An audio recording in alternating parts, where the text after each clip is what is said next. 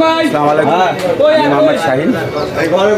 আমাদের এখানে তরমুজের চাষ হয় আপনার এই কাতি মাস থেকে বীজ রোপণ করতে।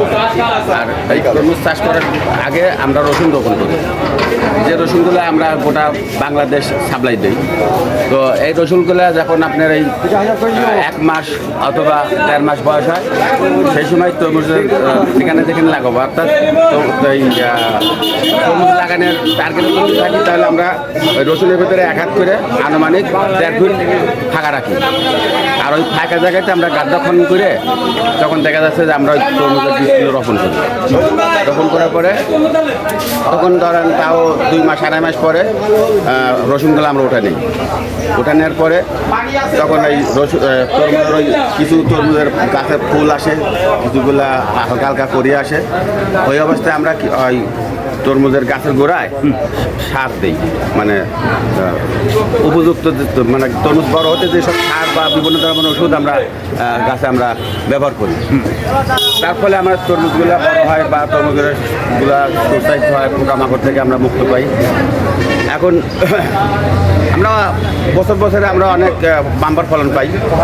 এই বছরে আমরা এবারও বাম্পার ফলন পাইতাম, আশা করতাম। কিন্তু আপনারা সবাই জানেন যে আজ থেকে মানে তরমুজের গাছ যখন আমরা এত বড় বড় জালি, অর্থাৎ 1 পোয়া আধা কেজি জালি যখন হয়, ওই সময় হচ্ছে শিলা সাপোর্ট হয়েছে। শিলা বৃষ্টি হওয়ার কারণে গাছগুলো অনেক মানে দুর্বল হয়ে পড়ে। তারপরে তখন এই তরমুজগুলো সাবল হতে অনেক দেরি হয়। নাহলে তো এই তরমুজগুলো আরও 1 মাস আগের থেকে আমরা এখানে উৎপাদন করতে পারতাম। কাজেই আবার শেষ গাছগুলো আমরা নিরামত করছি। করার পরে আসলে তো দিন আলা মালিক আল্লাহ, আল্লাহ ছাড়া তো আমাদের কোনো ক্ষমতা নেই। তো আল্লাহ আমাদের যাই দিছে, কৃষকের যে খরচাটা হয়েছিল কোনো মতো খরচাটা উঠেছে। তারপর অনেকে একবারেই খরচা ওঠে না, কোনো মতো বেশির দাম হচ্ছে, আর অনেকে আবার অনেক লাভবান। তো এইভাবে আমরা তরমুজের চাষ করি। করার পরে যে এই বছরে তরমুজের দাম মানে প্রথম চালান যখন আমরা সবাই বিক্রি করি তখন 18,000, 20,000, 19,000 করে আমরা বিক্রি করি। 19,000 কি সব? হ্যাঁ, সব 100 তরমুজের দাম আমরা 17,000, 18,000, 20,000 পর্যন্ত বিক্রি হয়েছে। আচ্ছা।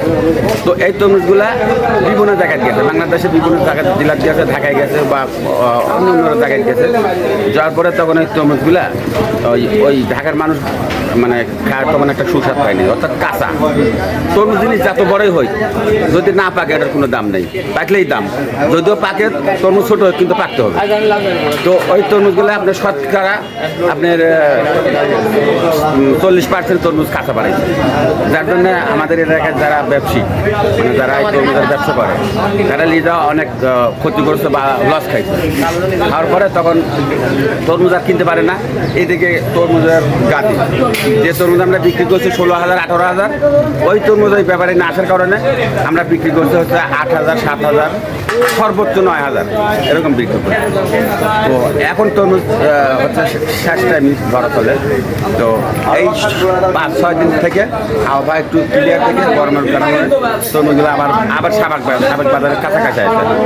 আগের ওই 16,000, 15,000 এখন আর নাই। 14,000, 15,000, 12,000, 10,000, 5,000, তার যেরকম সাধ্য মতন কিনতে যায়।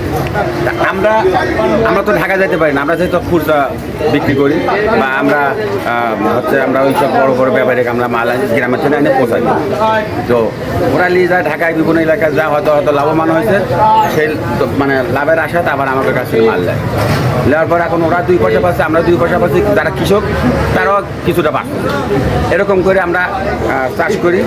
তো আশা করি আমরা সামনের বছর তরমুজের চাষ যারাই করব তারা চেষ্টা করব, আমরা এখন চেষ্টা করব যে আমরা আবাদটা মানে দিনালা মালিক তো আল্লাহ, আবাদটা যেন ভালো হয় বা বড় হয় এরকমভাবে আমরা আবাদ করার চেষ্টা করব।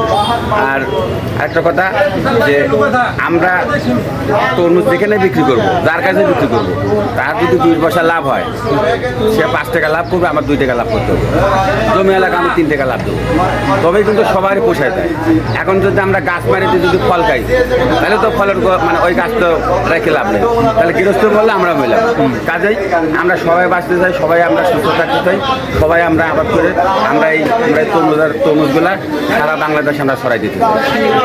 এমনকি আমরা আমাদের নাটোর এই তরমুজগুলো বিক্রি হচ্ছে হয় হচ্ছে আপনার আপনার বড়াইগ্রাম থানা, গুরদাসপুর থানা, আর ওই আপনার নাটোর কিছু আগে হয়তো, এখন হয় কিনা আমরা সঠিক বলতে পারবো না, কিন্তু আমাদের এলাকায় সর্বোচ্চ এই আবাদগুলো হয়।